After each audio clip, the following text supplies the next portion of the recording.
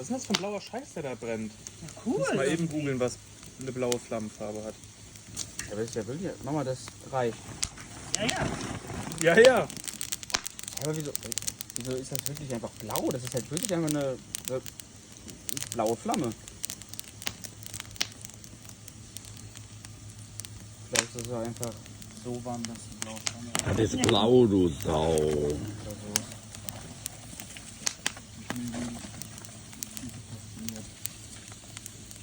Wie so viele sein?